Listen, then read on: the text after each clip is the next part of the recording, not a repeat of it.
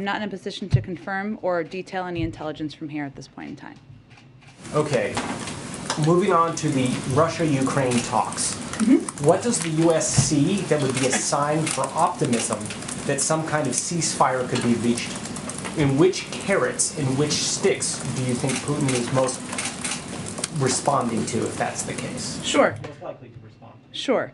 Well, as you've heard us say in the past, we certainly will continue to support the Ukrainian participation in these talks and conversations as long as they choose to continue to participate in them, of course. And we are trying to boost them by providing a range of not just economic and humanitarian assistance, but military assistance that we believe strengthens their positions in these talks.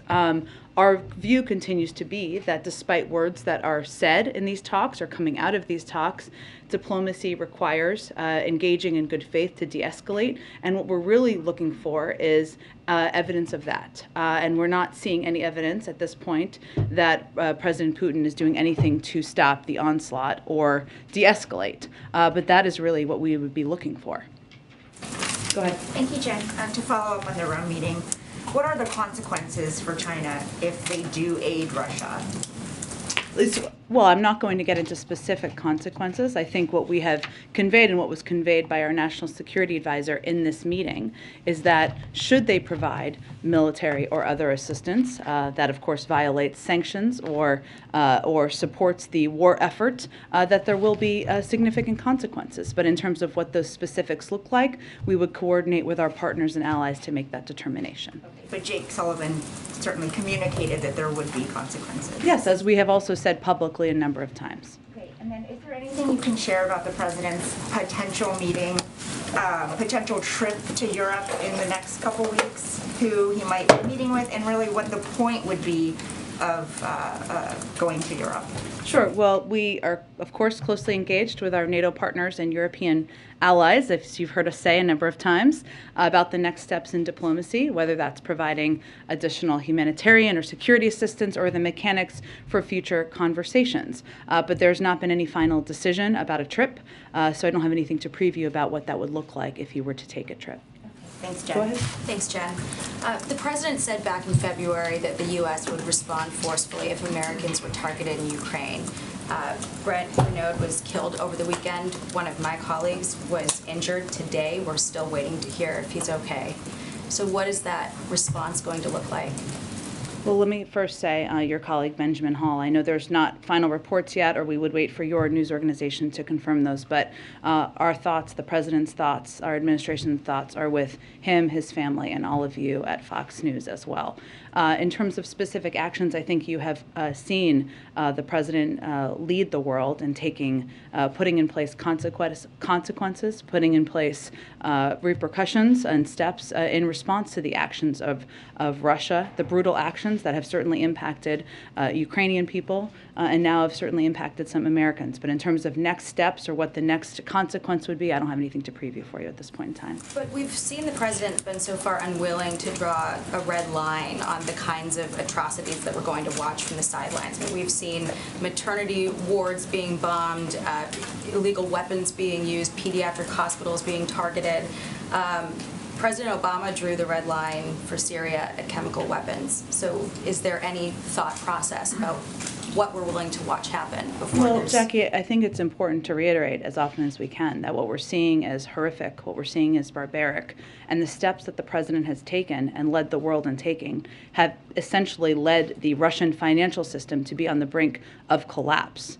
We have provided more military assistance to the Ukrainian military and the Ukrainian government than any other country in the world, and more historic assistance than any other year to Ukraine in history. And we're doing that so that we can support them in this difficult moment. So I would say that at this moment in time, we have been hardly on the sidelines. We have been leading this effort around the world to respond to every step and every escalatory step that President Putin and the Russians are taking.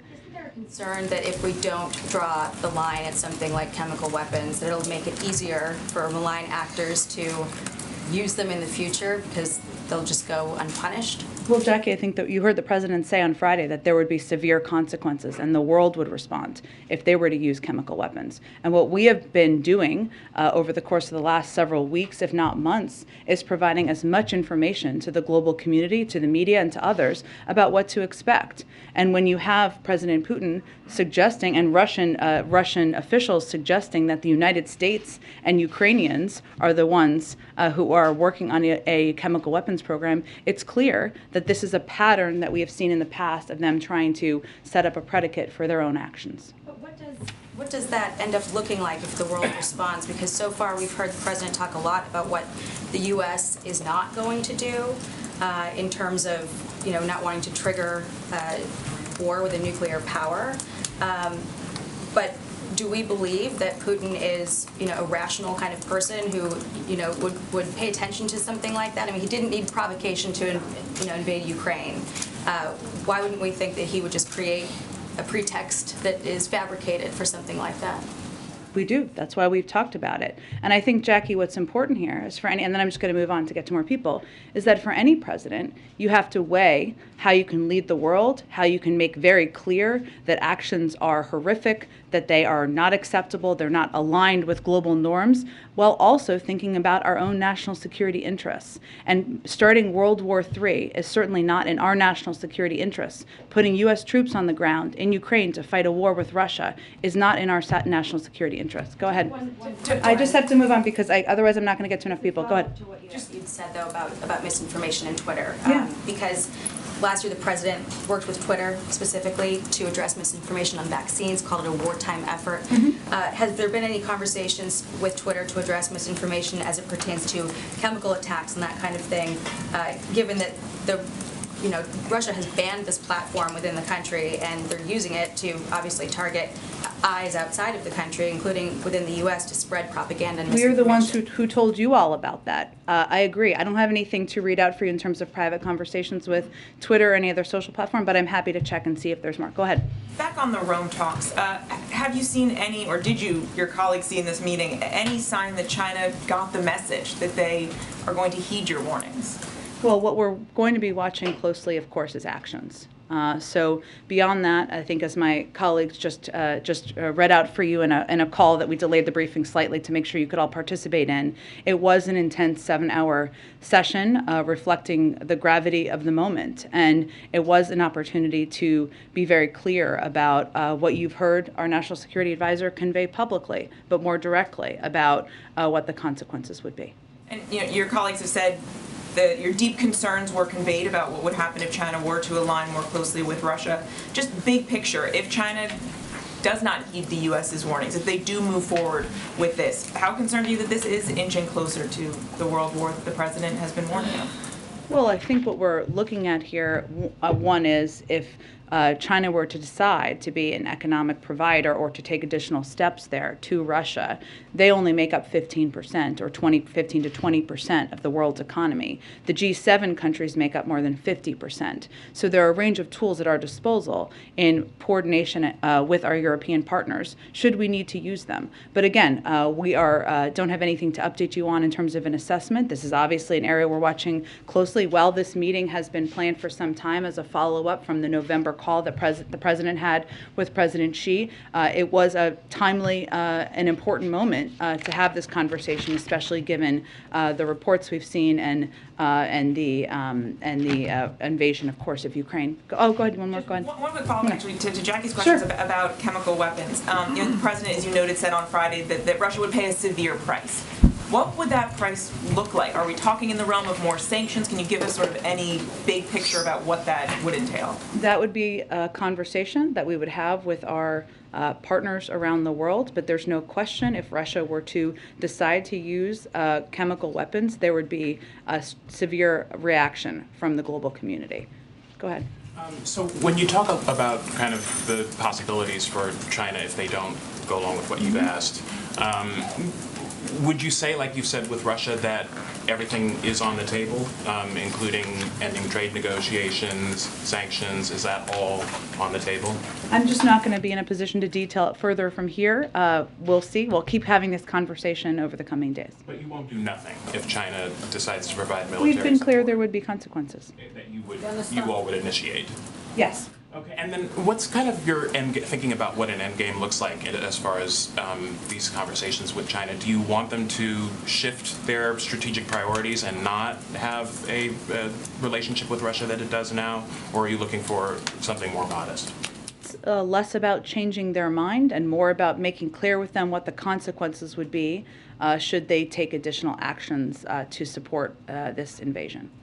Go ahead. And the additional $200 million in security assistance the president signed off on this past weekend, an official said that part of it would go to anti-armor and anti-aircraft systems. I know the Pentagon says it's still kind of in process right now. Are we talking about weapon systems that have already been delivered, or is there consideration of new types of weapon systems in this tranche of funding? It's a good question, Phil. My understanding, and just to give you all more detail, this weekend, as I think you all saw, we announced, and I think that's why you're asking, the president authorized an additional $200 million of security assistance, which utilizes the maximum amount of funding available to provide Ukrainians with the type of weapons they are using so effectively. It's really a continuity, as I understand it, and let me double check this for you, of the type of weapons that they have been using very effectively on the ground to push back on Russia, both in the air and on the ground. So that includes, as you noted, anti-armor, anti-tank, and air defense capabilities and ammunition of other types, and other types of assistance to address the armored, airborne, and other threats that they are facing. But my understanding, Phil, is it's a continuation of the types of security assistance that that we have been providing, and of course the president is looking forward to. There's a significant amount of funding, as I think you all have noted, in the omnibus for Ukraine, which would enable us to provide even additional assistance to add to that package. And then just a quick follow-up to one of Josh's questions. Deputy Secretary of State this weekend said, quote, she's seeing some signs of willingness to have real serious negotiations. I think that differed a little bit from what we've heard from officials about the Russian posture up to this point. Can you elaborate on what the signs may have been seen in terms of giving this Deputy Secretary of State that view of things? Well, she also said that they would have to back any words with actions, essentially, which I think is an important context, right? They did have talks today. There have been reports that they will have additional talks. We have been very appreciative of the efforts of our allies, France, Germany, Israel, and Turkey, and others to be participants in these talks at times or engage in these talks at times. But again, diplomacy requires both sides engaging in good faith and to de-escalate. And what we're really looking for is specific delivery of actions. I think it's important to remember that there have been 5 or 6 attempts to implement a humanitarian corridor. Those have not been effective. Those have not worked. You've seen through video footage and others reports that those that has not been abided by. So that is where we are keeping our eye and focus. Go ahead, Kelly.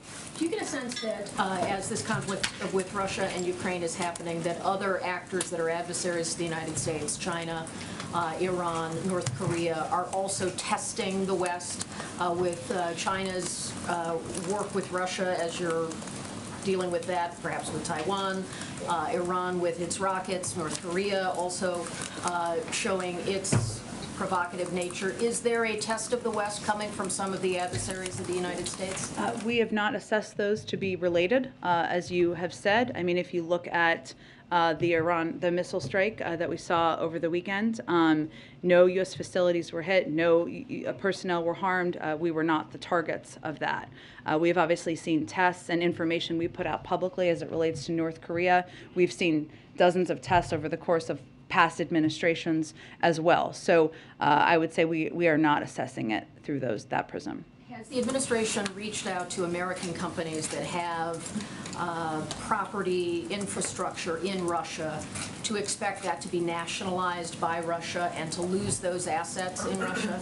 We have been, of course, engaged with U.S. companies, not encouraging them. Obviously, we've publicly applauding them, but they're going to make their own decisions as private sector companies. We've also conveyed, as we did publicly, I think on Friday, that there would be, we would certainly look to consequences should that happen.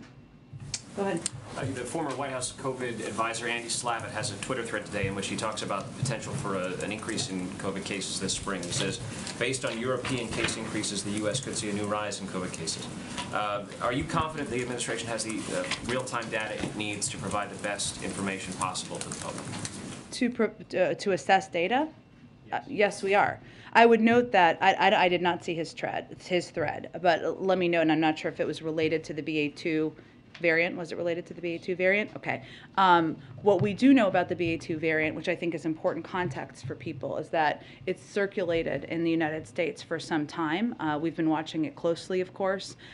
We currently have about 35,000 cases in this country. We expect some fluctuation, especially at this relatively low level, and certainly that to increase. I would also note that while BA2 is a more transmissible version of Omicron, the tools we have, including mRNA vaccines, therapeutics, and tests, are all effective tools against the virus. And we know because it's been in the country. And so as we're watching, and I think a lot of the reporting has been about, of course, the UK, but also China. And China has a zero tolerance policy, as you all know, but they also did not conduct their vaccination and booster campaigns with mRNA vaccines. So that is important context, too, as you're seeing the impact. What I would note, just to go back to your earlier part of your question, is that we are still pressing. The place where it is concerning is the fact that we need additional COVID funding. And we have talked about this. We talked about this a little bit in the past, but last week, all running together. But without COVID response resources and additional money, there could be immediate impacts on testing capacity. The uninsured fund, which offers coverage of testing and treatments for tens of millions of Americans who lack health insurance, and on our supply of monoclonal antibodies. And that means that some programs, if we don't get funding, could abruptly end or need to be pared back. And that could impact how we are able to respond to any variant, of course. I do just want to ask you one more quick question. We noticed the president, when he came on stage today at the Marriott, had a mask on. Is that something he's been advised to do, or is that something he just feels more comfortable doing? Often he does that when it's required by a specific event, as he did when he went to Texas last week. I can certainly check on that. He was tested yesterday and tested negative. Go ahead. Thanks, Jen.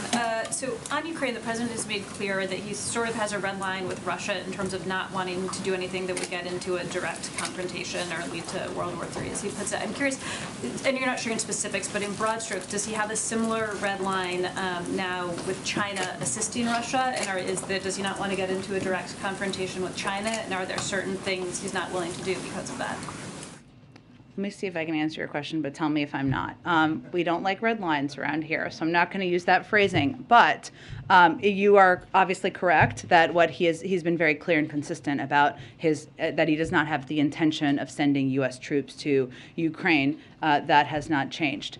I would look at, while we are certainly watching closely the actions of China, whether that is support of any kind, in support of any kind for Russia, and certainly there would be consequences to that.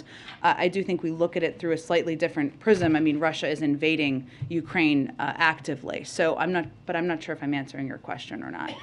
Sort of, just to follow up, I mean, right, no ground troops in Ukraine, but also there have been other things such as not enforcing a no-fly zone or not providing the fighter jets that the president has been reluctant to do.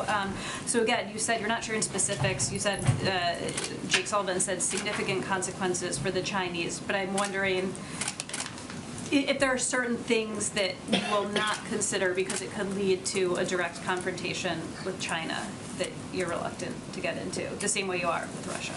I just think we look at it slightly differently. I mean, why the president has been so clear about not sending U.S. troops is obviously because that would be a military conflict. We're not fighting, obviously, there's no military conflict at this moment with China, nor are we predicting that. So I think it's slightly different. Sure. Different topic.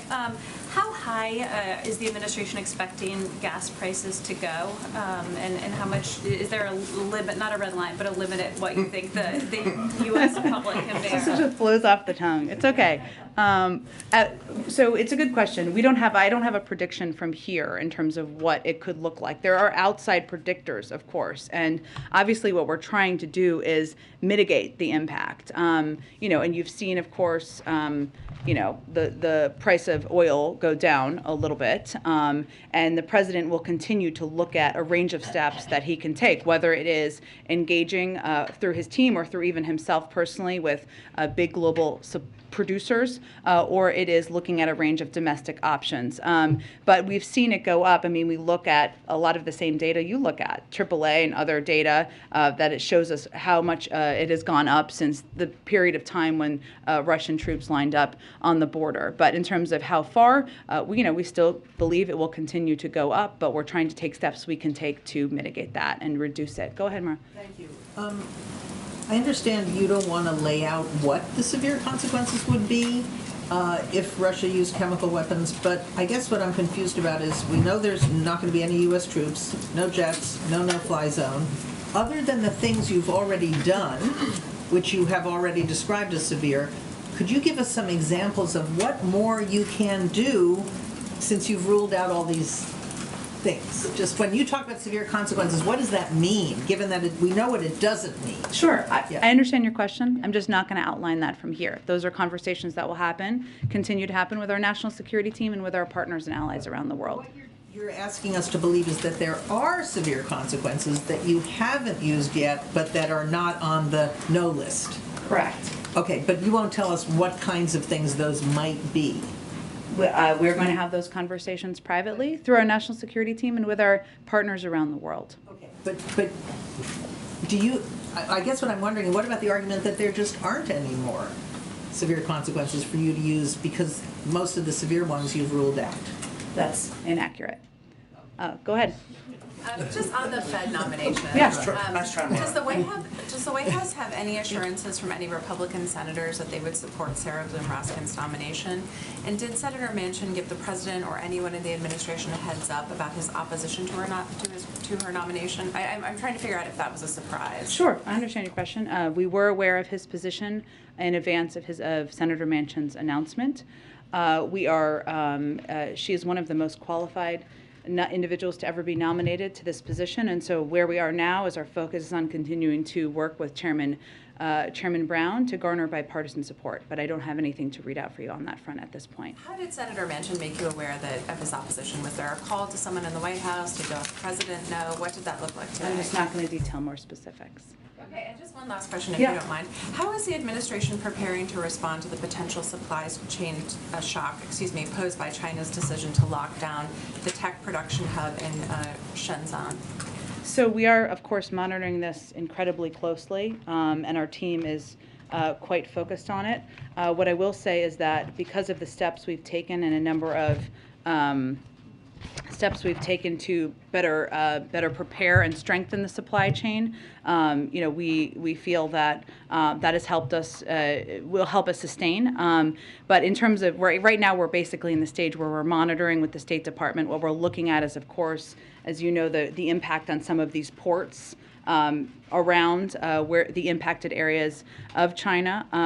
And we know here that, of course, our port action plan and the work of our supply chain disruptions task force, that we have a strong inventory that we can rely on. It's about 90% of goods at groceries and drugstores are in stock currently. And we've also reduced the number of import containers sitting at the docks for over 9 days by over 60%. But in terms of specific impacts of ports in China, we're monitoring it, and we don't have a new assessment at this, in addition, up-to-date assessment, I should say, at this point in time. Go ahead. Thanks, Jen. Is it the U.S. assessment, just to be clear, that Russia is deliberately targeting civilians in Ukraine? Well, this is part of our assessment and review as we're looking at how whether we will designate as a war crime, and we look at this through a legal process internally. Obviously, the targeting of civilians, and we have seen a range of very concerning video reports. Other would be categorized in that through that as in that phrasing, but we have a process that we're still working through here. Last week at a briefing, you told us that us as reporters should, quote, not focus a lot of our conversations about the future of the United States importing oil at this point from Venezuela. Mm-hmm. Were you ruling out that the U.S. would import oil from Venezuela? I'm saying it's not an active conversation at this time. Hi, thanks. Does the White House have any reaction to Jenny Thomas acknowledging that she attended the January 6th rally? I do not. And just kind of on that, does her attendance there raise any kind of concerns about the independence of the Supreme Court potential conflicts of interest, anything like that? I just don't have any more comment on it at this point in time. Go ahead. Hi, Jen. For the second time in 2 weeks, a group of hundreds of Haitian migrants has landed by boat in the Florida Keys. Given the surge we saw last year in Del Rio of Haitian migration, what is the administration's reaction to these landings? Are there any plans to send any assistance either to Haiti or Florida? I'm sure we can get you an update on the humanitarian assistance we provide directly to Haiti. We are the largest, if not one of the largest providers of humanitarian assistance in the world. In terms of the individuals arriving, I think in Florida, as you said, I would really point you to the Department of Homeland Security. We are still applying Title 42, and so that applies no matter which country you're coming from. Go ahead. Hi, yeah, the president of Colombia said last week that he had offered President Biden the possibility of supplying more Colombian oil to the U.S. as an alternative to Venezuelan oil. Is that an option that the White House is considering? We are continuing to talk to a range of producers on the importance of maintaining global supply. This is not, as you know, about just the supply in the U.S., but about ensuring there's supply for the global market. And we do appreciate our partnership with Colombia, and President Biden did discuss a range of issues like economic recovery, energy security during their conversation. But beyond that, I don't have an update on what that might look like. Would you say that it is under active consideration? Again, they had a wide-ranging conversation, a very constructive conversation. This is really about supply in the global markets, but I don't have an update at this point in time. Follow-up, Chevron is preparing to take operating control of its joint ventures in Venezuela. Reuters just reported that in case the U.S. would grant them special license to operate. Is that something that's on the table? I think I just answered it a few minutes ago. Go ahead. Go ahead. Yeah, thanks, Jen. You said earlier in the press briefing that quote, nothing has been decided about President Biden traveling to Europe. Can you confirm that such a trip is under consideration?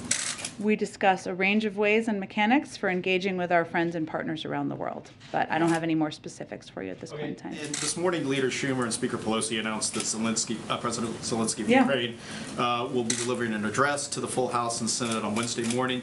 What's the White House reaction to this address? Are there any concerns that the White House has about the Ukrainian president speaking directly with Congress as opposed to the White House on its various positions and requests? We speak frequently with President Zelenskyy. The president spoke with him, had a lengthy conversation with him directly on Friday, and we're in touch with Ukrainian government officials nearly every day, if not every day. We certainly support leaders in Congress inviting him to address a joint session, and I would again reiterate that there's strong bipartisan support for Ukraine, for the leadership and the bravery of President Zelenskyy, and we'll all look forward to watching his speech on Wednesday. And then finally on Sarah Bloom Raskin and Senator Manchin's announcement that he doesn't support her confirmation. Does the White House still see a path to getting her confirmed in the evenly divided Senate? We are going to continue our work with Chairman Brown to garner bipartisan support. But again, she is one of the most qualified individuals ever to be nominated to this position. So that's where our focus is. Still and believe that you could get her confirmed? Yes. Okay. That is where our focus is. We wouldn't be pushing for bipartisan support if she wasn't still our nominee. Go ahead. Thanks, Jen. Two questions on WNBA star Brittney Griner. Last week you had said you couldn't comment on the case. Is there any update you can give now on the efforts the administration may be taking to secure her release? We do not have a Privacy Act waiver. And does the White House have any reason to believe that Griner is being used as a political pawn by the Russian government, or does the administration see this strictly as part of the Russian criminal justice system? We just can't speak any more to the reports of this case. Go ahead. Hey, Jen. Thank you very much, Jen. We'll come back to you. Go ahead. Thank you. On the possible trip to Europe, is President Biden considering visiting maybe perhaps the Ukrainian border and visit refugees, Ukrainian refugees, like other foreign leaders are doing? Is this something he would like to do? I just don't have anything more on the reports. We have a range of conversations with our NATO partners and European allies about the next steps in diplomacy, but I don't have anything to confirm for you in terms of the reports. And just one more, not just China, but some of the biggest countries in the world, like India or Brazil, some countries in Latin America, like Mexico, they are not part of this economic warfare against Russia. Is this something that undermines the effort from this White House and European countries? I would say it doesn't undermine our efforts. We've been working to build a global coalition far beyond the G7 and our NATO partners, and had a great deal of success in that. And every country has to decide where they want to stand, where they want to be as we look and the history books are written. Go ahead. I think we got to move on. We got to get around. Do you just believe this economic pressure will stop Vladimir Putin from his invasion? Well, I think as we've seen, the impact of the president's leadership on the global stage and the economic consequences that have been put into place have led Russia and the Russian economy to be on the brink of collapse. And there's no question that over time that will have an impact. Go ahead. Thank you. Furthering that point, you did mention at the top of this briefing that there has been no action on the part of Putin to stop the onslaught. You haven't seen any action. And that is after, again, all of these severe economic sanctions have been levied. And so, I'm wondering why the administration thinks that this threat of further severe action that is vague, that is unnamed, will deter him from using chemical weapons. Well, I think the reason that we spoke out last week about chemical weapons is because we felt that it was important for the global community to understand that they had the capacity, the capabilities, and that they have used them in the past. And at the same time, they were accusing inaccurately, they were spreading false information about the U.S. and the Ukrainians' intentions. That was the origin of why we were so outspoken last week. So this is more about us making clear to the world what we've seen as patterns in the past and what their capabilities and capacities are. Go ahead. Thanks, Jen. President Biden has repeatedly said no U.S. troops inside Ukraine. Are there any U.S. troops still training Ukrainians outside Ukraine? And if not, could that be a thing as we move forward? If this You mean in neighboring countries? Yeah, like bases outside Ukraine. And if it becomes a long-term conflict, as obviously many predict, would that be a thing the United States does? Let me check with the Department of Defense. We obviously had trainers on the ground for a period of time. We hadn't, then we pulled them back. We obviously have a significant military presence in a range of countries in the region, but I can see if there's anything that we are looking ahead to. Would be considered an escalatory type of thing, a bit like the MiGs, which got complicated because no one knew kind of how to get them to the Ukrainians? Like if you had Ukrainian soldiers going into Poland, trained by U.S. troops to go back and fight Russians. I mean, I think really our focus right now is on providing them and continuing to expedite the military assistance to them. And the good news is that we still, through our coordination with them and our NATO allies, we're able to get them that assistance on the ground. They are actively fighting now, so that's where our focus really is at this point in time. Go ahead. Yeah, on the Federal Reserve, would the administration then support the 4 nominees who seem to have the votes to be confirmed to go forward and deal with the Raskin nominee after? Well, there's enough support to move all 5 nominees through the committee. So we think the Republicans should show up so that they can vote them through the committee. And on one last thing, the fact that China's in the conversation about helping Russia, should U.S. companies then look at maybe decoupling from China with their investments there and be cautious? What's the message that you have? Can you trust the Chinese? I don't think it's about trust, but we have not made an ask or a request at this point of that.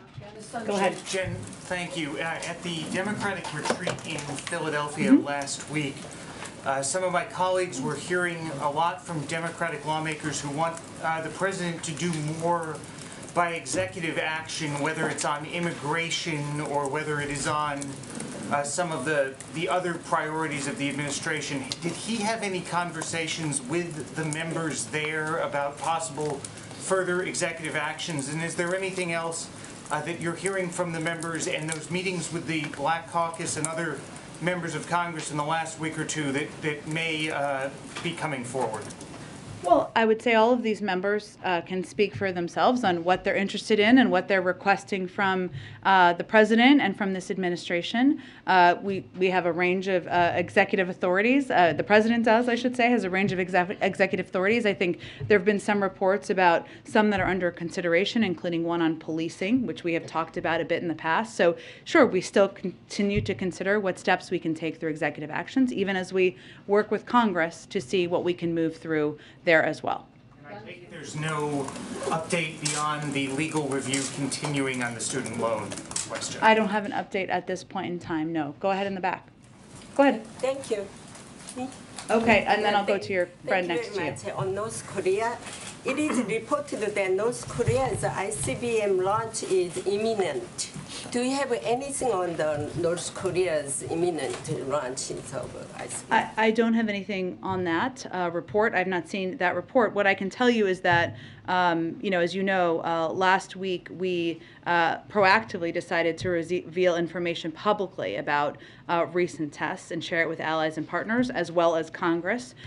We have seen North Korea escalate its testing in different periods over the last 4 presidents, and this time North Korea hid these tests, unlike the fanfare over past tests. But I don't have anything to predict in terms of the future. I said I'd go ahead.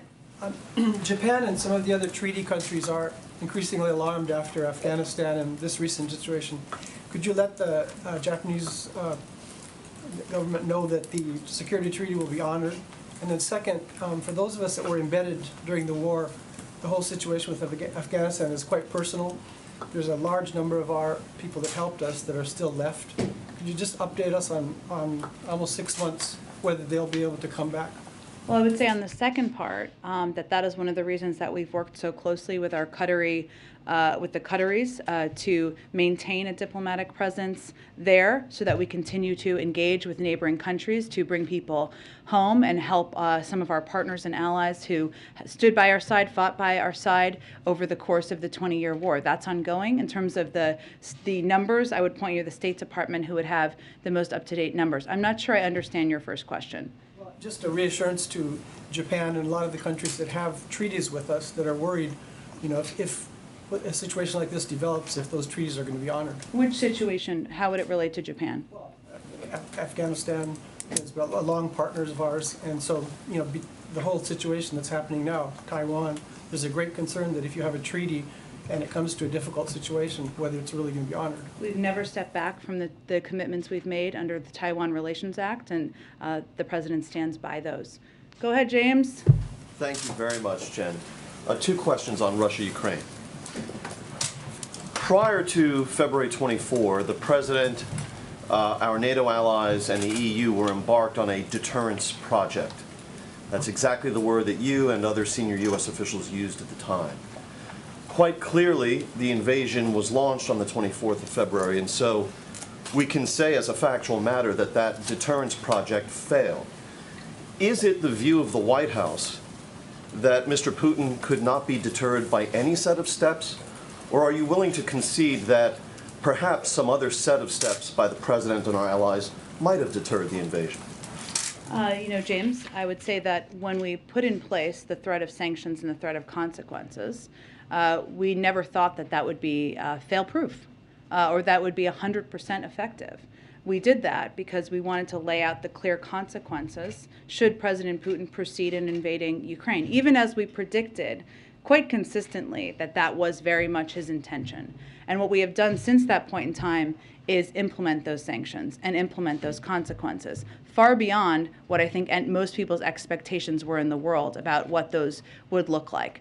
I don't think I can look in a rearview mirror, any of us can, and predict what would have been different. What we did is we took steps to rally the world to stand up to the aggressions of President Putin, and we have implemented them and followed up on what we committed to since that point in time. One key decision made by the President early on was to remove strategic ambiguity from this equation. Never really was Mr. Putin forced to wonder what consequences he would face. He was told at the outset he would never face military intervention by the United States and NATO, that the full range of the punishments he would face would amount to diplomatic and economic sanctions. I think a lot of people wonder why a greater effort wasn't made to leave Mr. Putin in doubt about the consequences he might face. Because the President is the President of the United States of America, and he felt it was important to be clear with the American people about what his intentions were and what they were not. And his intentions were not to send men and women, their sons and daughters, to fight a war in Ukraine against Russia. Go ahead. Thank you. On Iran? Okay, I'll do both. Go ahead. Ladies first. Thank you. Okay, go ahead. On Iran, the Iran talks appear to have stalled amid some last-minute demands by Russia. Are the Iran talks dead? And if not, what now? Well, right now, the negotiators are back home in their capitals. We'll see what happens in the days ahead with diplomacy around the deal. We continue to believe that, obviously a diplomatic path forward is the best path forward, but this is a natural part of the process. It is also standard for the most difficult parts of the conversation negotiations to be happening at the end. And then just on Ukraine, South African President Cyril Ramaphosa says he's been asked to mediate between Russia and Ukraine. Would the White House support that, endorse that, in any way assist with that, especially since the African model kind of tends towards like restorative justice, truth and reconciliation instead of, traditional justice? I'm happy to check with our national security team on his role. What I can tell you is that there have been a half a dozen global leaders who have been meeting with both the Russians and the Ukrainians and engaging, of course, directly through diplomatic channels and trying to come to a diplomatic conclusion here. We have been engaged directly with them on the front end and back end of those conversations and encourage them to also make sure they are engaging with the Ukrainians and not just the Russians. But I will check if there's any specific. I'm happy to check specifically, but again, there's a range of countries that are already playing this role. So go ahead. Go ahead. With the COVID funds, thank you, by the way. Sure. With COVID funds falling off the omnibus, and it may take a bit, Congress kind of back for that to get done. Has the White House ask changed at all? Have they come back to lawmakers and said, hey, well, it's going to take a while. We need more, or it's a different place. I'm just curious now that. You mean in terms of asking for less money or something like that, or or more money? What is the timing? Yeah. And does the timing change the needs of the White House? Well, the time. I mean, we're asking for money to meet exactly the needs that are going to start to come up soon in the coming weeks, even, and in supporting a number of the programs that have been pivotal to people across this country, especially people who are uninsured, people who are relying on access to free treatments, testing, vaccines. Obviously, these are programs that it's not only in the U.S. government's interest to continue, but it's in the interest of the American people, especially people who don't have the resources to cover and pay for a lot of these different treatments.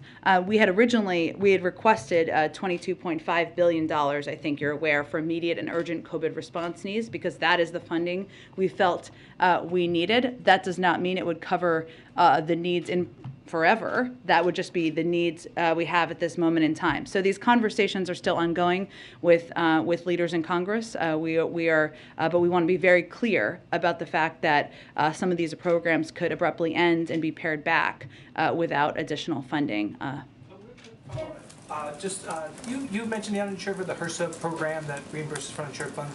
You guys previously said that would end this month. Is that timeline still there? I mean, You mean if we don't have funding? Is it still the end of the month they shut that down? A lot of these programs could end quite abruptly, so it could. But I will check and see if that specific one would. Go ahead. Title 42, two related questions. Yeah. One of them, Democratic senators and congresspeople and activists were criticizing the president during the campaign. He said that this Trump-era policy was inhumane, yet he's keeping it even though the country's opening again. But then a few days back, the CDC decided to let unaccompanied minors in. So the fear is that this is going to make a lot of parents just send their children by themselves and lead to another humanitarian tragedy at the border. Well, I would say first, I mean, as you've noted, the CDC makes determinations about Title 42. I think as it relates to the recent decision, I'd have to talk to the Department of Homeland Security specifically about that and how they're applying it or implementing it. As you know, our intention is certainly not to put more children in danger or put them, incentivize parents sending kids on a journey that's treacherous and dangerous across the border. But the president, he is implementing this because we are still in the middle of a public health crisis. That continues to be the case as designed by the CDC. He still plans to reopen the border and make a more humane policy like he promised? That is what he proposed on his first day in office, and we were very supportive of the efforts in the Senate to do exactly that. And just because it's not done yet, it doesn't mean that we aren't going to stay at the fight to get exactly that accomplished and done. Is there any reason why you've not condemned racism against Africans in Ukraine? I understand that Ukrainians are the victims here. They are being bombed by Russia and they are being killed. But a lot of Africans there are facing racism. I know you are providing a lot of financial assistance to Poland and to Ukraine, but Africans there are being barred from even entering Poland. Why have you not officially, the White House, issued a statement condemning racism against Africans? We have, and I believe the State Department has, but we have spoken out against that and expressed concern about any reports of discrimination or at the border. And finally, if I may ask you, I'm trying to understand where you are trying your end game in Ukraine. You are not going there. You are not sending troops there. There will be no flight zone over Ukraine. And will it be a fair assessment to say that you are pushing these guys to commit suicide, knowing that Russia has a superpower and eventually it will capture the main cities, Kyiv and Kharkiv and all the cities around there? What's the end game? Well, the end game is really a question for President Putin. We have completely crushed his economy. We have provided military assistance, humanitarian assistance to the Ukrainians, enabling them to fight back for far longer than the Russian leadership anticipated. And again, he has to determine what the path forward looks like for him. Thanks, everyone. Can you confirm the rumors that there are Russian hit squads in Kyiv going after journalists? I don't have any details on that for you. Have you heard of it? More. Thank you. Thanks. That was a question related. Yeah, I haven't been able to confirm it. I have to see. My guys.